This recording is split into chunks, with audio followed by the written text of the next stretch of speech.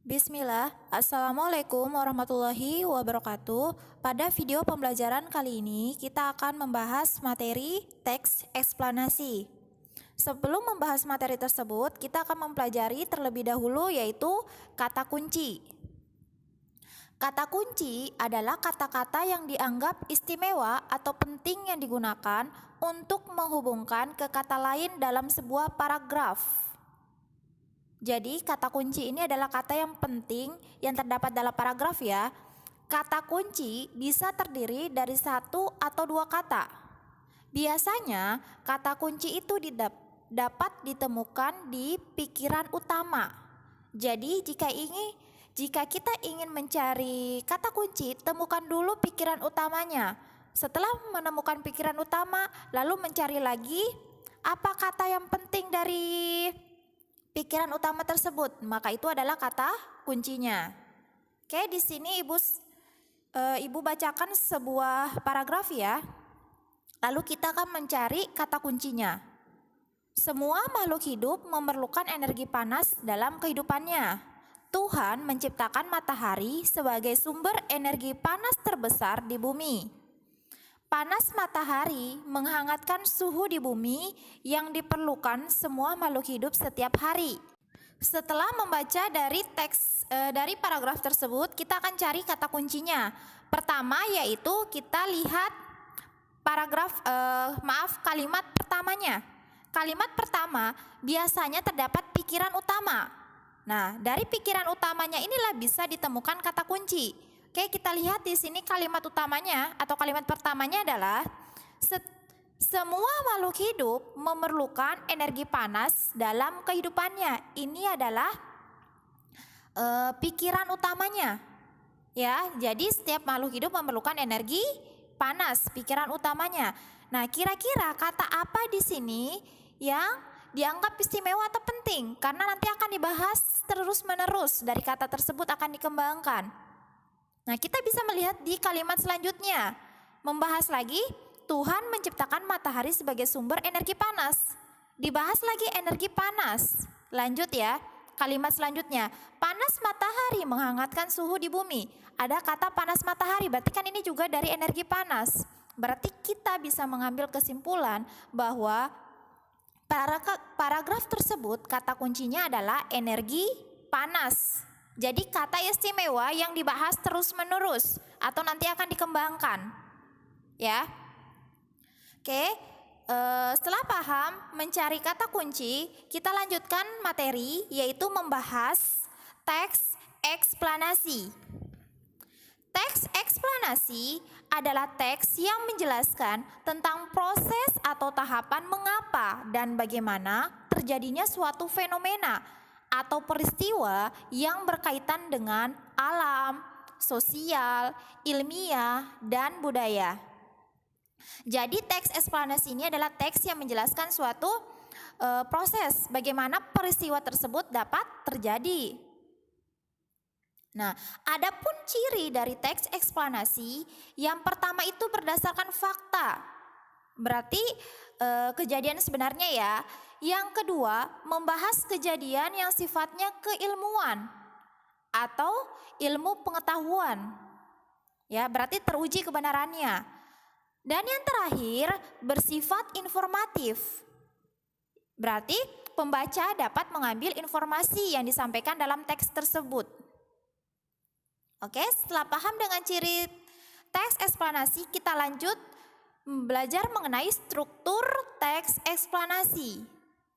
Adapun strukturnya terbagi menjadi 3. Yang pertama itu adalah pernyataan umum, yaitu berisi tentang penjelasan singkat tentang suatu peristiwa atau fenomena yang dibahas. Nah, pernyataan umum ini biasanya diletakkan pada paragraf pertama. Selanjutnya, deretan penjelas.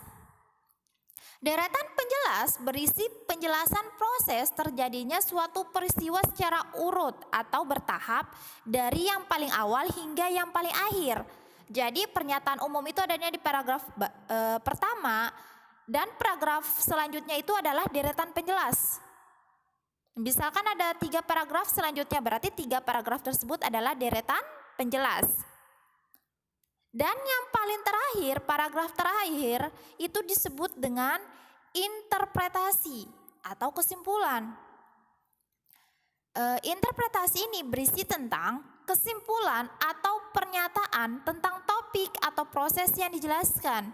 Jadi, sekali lagi, paragraf pertama adalah pernyataan umum, paragraf selanjutnya adalah deretan penjelas, dan yang paling terakhir paragrafnya itu adalah interpretasi atau kesimpulan. Untuk lebih jelasnya, Ibu akan bacakan teks ya, nanti kita akan mencari tahu mana pernyataan umum, deretan penjelas, dan interpretasi. Teksnya berjudul Sumber Energi Panas. Paragraf pertama, benda yang dapat menghasilkan energi panas disebut sumber energi panas. Sumber energi panas dapat kita jumpai di alam. Salah satunya adalah matahari. Matahari merupakan sumber energi panas terbesar. Ini adalah paragraf pertama, kita lanjut paragraf kedua. Energi panas matahari dapat menerangi bumi sehingga udara di bumi menjadi hangat.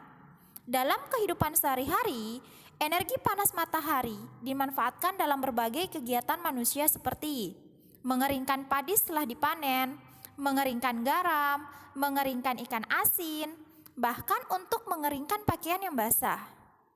Kita lanjut paragrafnya. Matahari menghasilkan energi panas yang sangat bermanfaat bagi kehidupan manusia. Berkat energi panas, beberapa kebutuhan manusia dapat terpenuhi.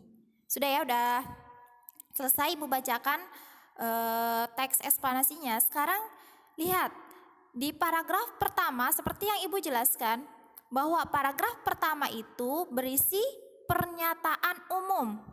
Jadi benda yang dapat menghasilkan energi panas sampai di titik terakhir di paragraf pertama ini disebut dengan pernyataan umum. Ya.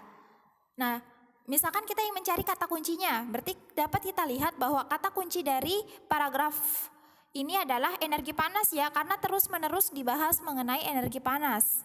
Oke, paragraf pertama adalah pernyataan umum. Lanjut yang bawahnya. Ini adalah deretan penjelas. Ya. Deretan penjelas ini menjelaskan dari manfaat sinar matahari atau panas matahari, dijelaskan semuanya di situ.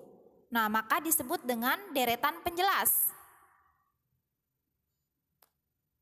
Karena di sini hanya ada 3 paragraf, deretan penjelasnya hanya 1. Bisa saja deretan penjelasnya lebih dari 1, tergantung dari panjang teksnya yang diberikan. Oke, paragraf yang terakhir ini disebut dengan interpretasi atau kesimpulannya. Kesimpulannya atau inti dari apa yang telah kita baca dari awal. Kesimpulannya adalah matahari menghasilkan energi panas yang sangat bermanfaat bagi kehidupan manusia. Inilah kesimpulannya bahwa matahari sangat bermanfaat. Oke, sudah paham ya mengenai struktur teks eksplanasi. Oke, cukup sekian ya penjelasan Ibu mengenai teks eksplanasi. Semoga paham. Wassalamualaikum warahmatullahi wabarakatuh.